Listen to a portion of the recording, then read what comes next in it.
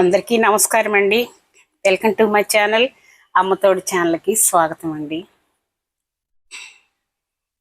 ఆడపిల్లకి పెళ్లి చేయాలి.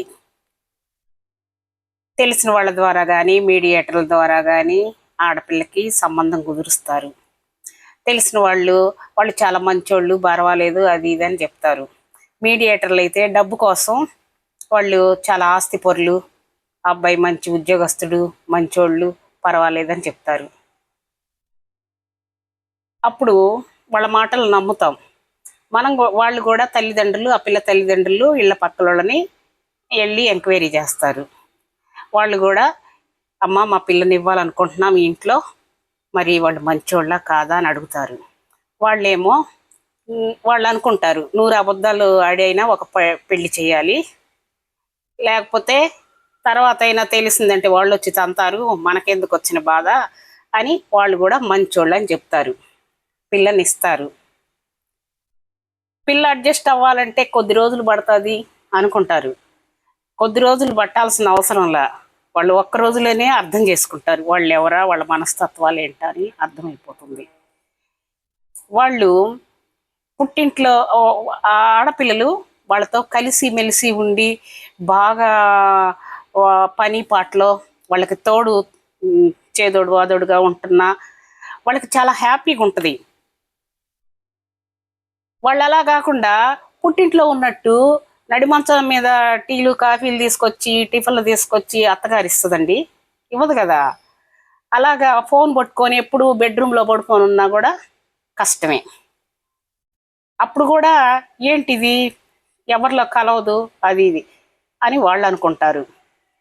ఇళ్ళ పక్కల వాళ్ళు వచ్చి ఏమ్మా నీ కోడలు బాగుందా, మంచి అమ్మాయేనా, మీతో బాగుంటుందా, బాగుంటేనేమో అమ్మ మా కోడలు చాలా మంచిది, కలిసిపోతుంది, మాలో కలిసిపోయింది, బాగా హుషారైన పిల్ల, వంట వార్పుల్లో చేదోడు వాదుడుగా కూడా వస్తుంది, అది ఇదని చెప్పుకుంటారు.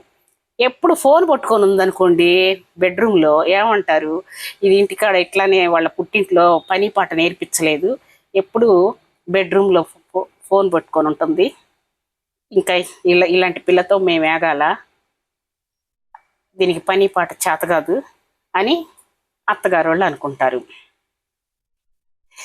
ఆడపిల్ల ఎప్పుడు కూడా వాళ్ళతో కలిసిమెలిసి ఉంటుంటే అది ఇష్టం, ఆ అమ్మాయికి ఇష్టం ఉంటే అలా ఉంటుంది.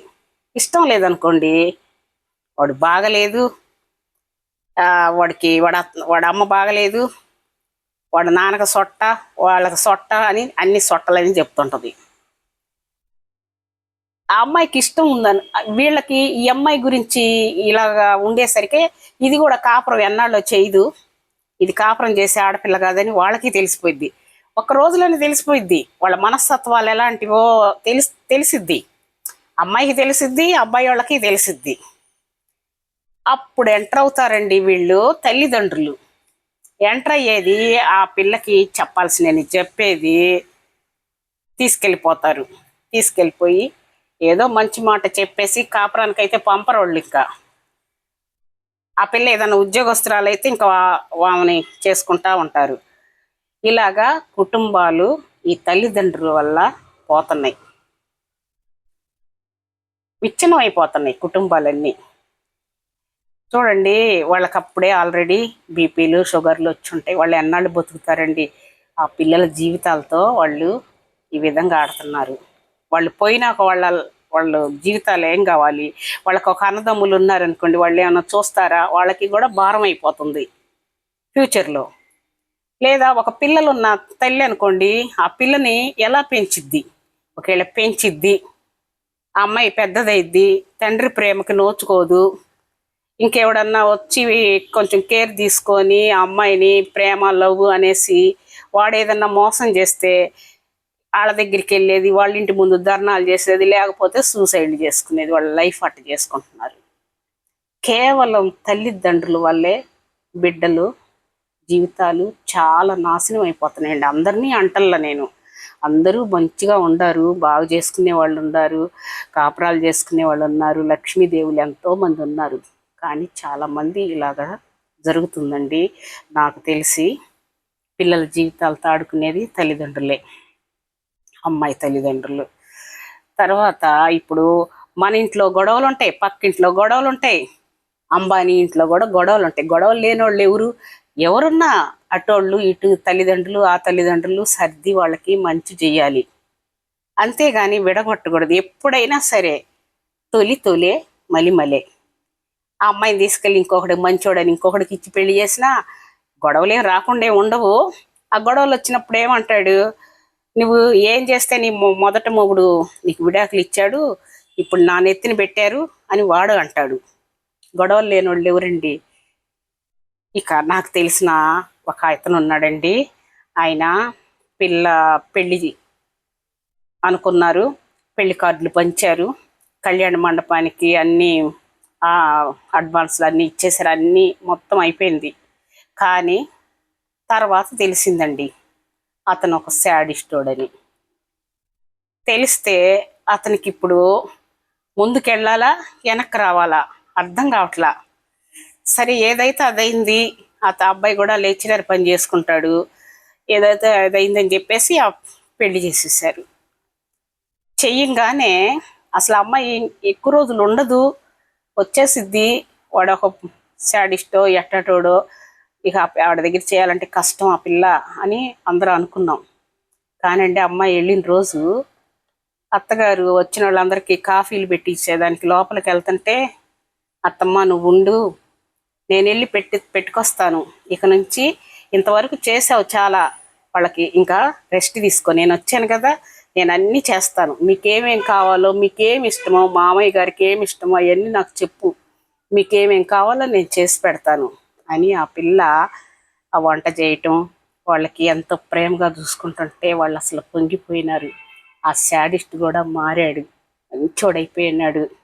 వాళ్ళకి 2 పాపలు పుట్టారు. ఎంత అన్యోన్యమైన కుటుంబం అండి. చెప్తుంటేనే నాకెంత సంతోషంగా ఉందో అసలు. అలాంటి కుటుంబం అయిపోయింది ఆ పిల్లకి. శాడిస్ట్ని మార్చుకుందండి. అలాంటి వాళ్ళు తెలివిగా చిన్న వయసు అమ్మాయి అలాగా మార్చుకుంది, హ్యాపీగా ఉన్నారు. నేను అసలు వాళ్ళు ఎలా ఉంటారో ఏమైపోతారో అనుకున్నా. అలాంటి అమ్మాయిలు ఉన్నారు.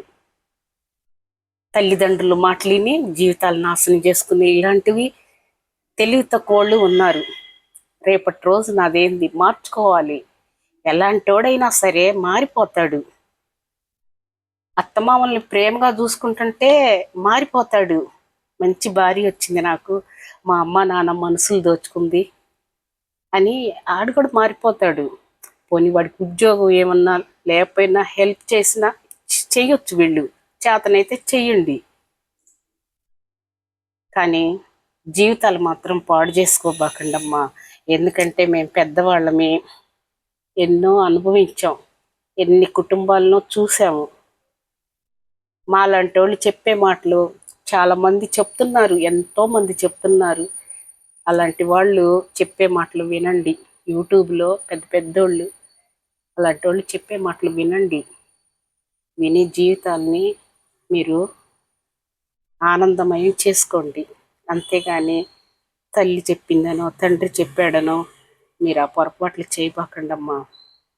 అందరూ బాగుండాలి. ప్లీజ్ సబ్స్క్రైబ్ చేసుకోండి, లైక్ చేయండి ప్లీజ్.